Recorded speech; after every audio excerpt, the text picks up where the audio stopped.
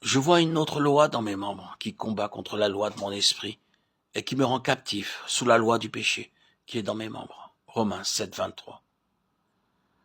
Ce mot captif ainsi que cet autre mot vendu au péché éveille l'idée d'esclaves réduits en servitude qui n'ont plus ni la liberté ni la force de faire ce qu'ils veulent. Ceci nous rappelle ce que Paul avait dit au commencement de ce chapitre, que nous sommes délivrés de la loi, et nous indique aussi ce qu'il va dire au chapitre suivant, que la loi de l'esprit de vie qui est en Jésus-Christ nous a affranchis de la loi du péché et de la mort.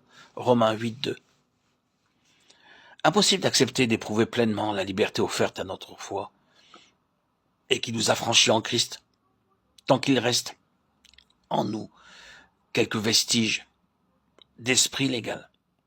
Ce n'est que par la présence en nous de l'Esprit de Christ que peut avoir lieu ce complet affranchissement. Comme pour la vie sous la loi, de même pour la vie dans un esprit nouveau. Il existe un double rapport objectif ou extérieur et subjectif ou individuel. Il y a une loi au-dessus de moi et en dehors de moi. Et il y a une autre loi, celle du péché, qui est dans mes membres et qui reçoit sa force de la loi objective ou extérieure. Or, quand je suis affranchi de la loi, la liberté est offerte à ma foi objectivement en Christ. Mais il y a aussi une possession subjective et individuelle de cette liberté, que je ne peux obtenir dans toute sa plénitude et sa force que si l'Esprit vient habiter et régner dans mes membres, précisément comme le faisait auparavant la loi du péché. C'est là seulement ce qui peut changer la plainte du captif. Misérable que je suis, qui me délivrera de ce corps de mort. En un chant de victoire, celui du racheté, je rends grâce à Dieu par Jésus-Christ notre Sauveur. La loi de l'esprit de vie m'a affranchi, Romains 7, 24, 25, 8, 2.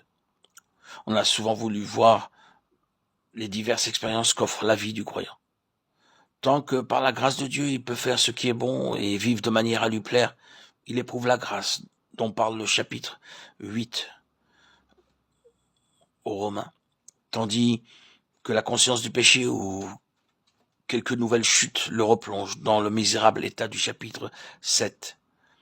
Et chaque journée ramène l'expérience de ces deux états, avec la différence que c'est tantôt l'une, tantôt l'autre qui prédomine.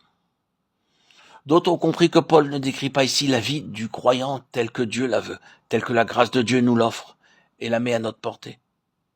Et lorsqu'ils ont bien saisi que cette vie de liberté nous est donnée par l'habitation en nous du Saint-Esprit, lorsqu'ils sont entrés dans cette vie-là, ils ont cru avoir à jamais l'expérience de Romains 7, ne voyant plus là que la traversée du désert par Israël, une phase antérieure à laquelle il n'était plus question de retourner.